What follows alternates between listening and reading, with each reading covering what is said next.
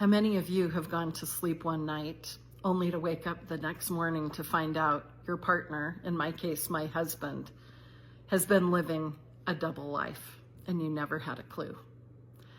I found out about this on Wednesday, March 18th, 2009. That was the first time that I discovered I was married to someone living a secret double life. And I'm excited to tell the story to you of how it was revealed to me and everything that happened in the ensuing days, months, and years after discovering this. I do have to say and preface this with, it's a whole lot more than just the fact that I thought I was worth $10 million and discovered I was actually penniless. So on March 18th, I was headed out on an errand when my phone rang. It was my ex-husband calling, telling me that he was hoping to spend some time with me that morning. So I turned the car around and met him at our motorhome. Now, he told me later that it was intentional that he had me meet him at our motorhome because he knew I hated the motorhome. I hadn't wanted it. I didn't think it was necessary. I thought it was another one of his frivolous, excessive purchases. But we owned it. He wanted to have a chat with me. So he asked me to meet him at the motorhome, and I did. We sat down at the kitchen table of the motorhome, and he destroyed my world. He also told me later that he had planned that day, that moment, for over 1 year. So I walk in, I sit down at the kitchen table in the motorhome, and he had been on the phone. He ended his phone conversation, sat down, and told me that he wanted to talk to me about his company, Market Street Advisors. This was his full-time job. It was his investment company that he owned and ran. And he said, I need to tell you that my company, Market Street Advisors, is a sham, and it has been from the very beginning. I've actually been running a Ponzi scheme. It's hard to even breathe when I think back to that moment and being told that particular sentence. I honestly wasn't too sure what a Ponzi scheme was. I knew it was an illegal thing to do, but I hadn't paid much attention to Ponzi schemes beyond that. He then proceeded to tell me that 2 days before, on Monday, March 16th, he had hired an attorney. That on Tuesday, March 17th, St. Patrick's Day, ironically, that was the day I took the last family pictures of the family as I knew it, only I didn't know those were the last pictures I would ever take of our family. But anyway, on Tuesday, he, in the company of his attorney, had turned himself in to federal authorities, representatives of the U.S. government, and revealed his crimes. Later that night, while we were gathered at the TV as a family watching American Idol, he got up in the middle of the show, announced that he had to go to a meeting with our church leaders. He left for a period of time, came back while the show was still on, sat down, continued watching American Idol with us, and when I asked how his meeting had gone, he told me fine, and went to bed that night thinking everything was normal.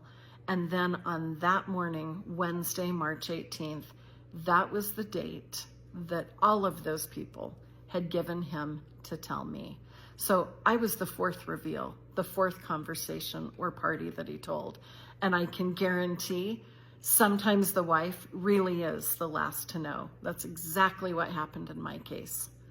So he's destroyed my world. My mind is reeling. None of this seems real to me. And he proceeded to tell me that all of our assets were frozen and scheduled for seizure by the federal government. He told me that he anticipated being charged within 7 days, sentenced within a month, and taken into custody within 6 to 7 weeks. And following all of that, he anticipated serving a sentence of 5 to 7 years in federal prison. When he uttered the words prison, I cannot even describe how that felt or what I was thinking. My mind was reeling. I didn't know how I was going to live or support my family or anything. I did hear the word prison, but I remember thinking and saying to him, oh my gosh, well, thank goodness the house is paid off. At least the kids and I will have a place to live. And when I expressed that out loud to him, he said, no, you don't understand. The house is gone. The cars are gone. The savings and investments are gone. Everything is gone.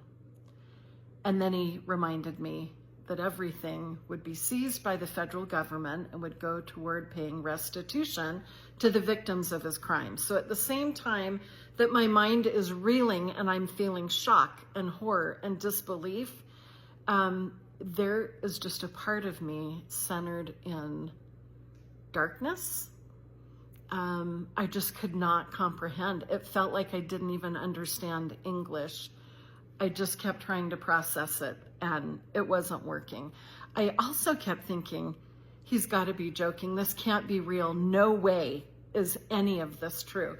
He'd always kind of been an absent-minded professor, forgetful about names or dates. Even once on a cruise in October, I had had a beautiful cake delivered to me with all of the wait staff congratulating me on my anniversary.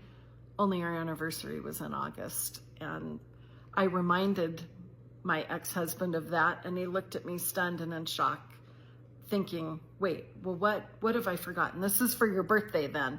And I reminded him, no, my birthday is also in August. So he was just forgetful about some things. So the whole time he's telling me this, I keep thinking, this has to be a joke. This has to be an April Fool's joke. April Fool's Day is only a few weeks away. He's always confused about the calendar. This has to be a prank, but this is so not funny. He is not being very funny right now. I also remember asking about one client in particular, the father of one of my really good friends that I had known since college, even longer than I had known my ex-husband. I knew that that particular person had invested money with him a few months earlier, maybe up to a year earlier, and I was worried about them, worried about that money. And I remember asking, well, what's their situation? How are they? How could you do that to them? And he assured me they would be fine, that there would be restitution. And then, despite all of that, somehow, despite all of the shock and horror, a small yet insistent voice in my head was strongly speaking to my mind. Is that all? Ask him, is that all? Is there more? Is that all? Ask, ask. I felt like a fool because I couldn't really imagine what else there could be. I mean, wasn't a secret double life of crime enough? My mind just would not stop reeling. But I listened to that insistent voice and repeated the question out loud. Is that all? I don't know that I was even expecting an answer, but I got one, and it wasn't all.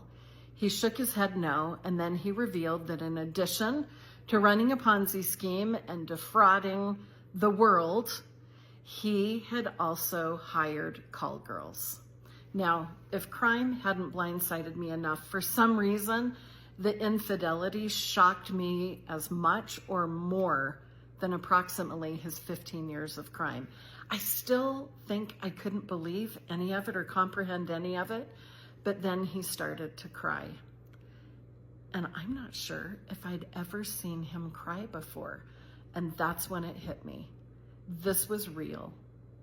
He wasn't joking. My life was suddenly a nightmare.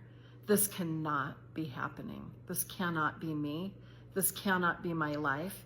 It felt like the walls and the world was closing in on me, and I had to get away. That sounds like a nightmare. Imagine giving everything you are to a marriage and to find out it was a big joke. Not only was it a joke, you're going to federal prison where drug traffickers and everybody else is. Federal. Not just, slap on the wrist prison, the ones in your city, a federal one. And also, you don't have a house, you don't have a car, you don't have any money. You and your kids are homeless.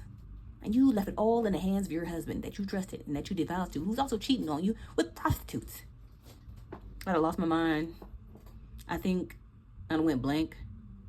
I'm surprised that I see the video of her being in the house right now. So she must have had some help somewhere.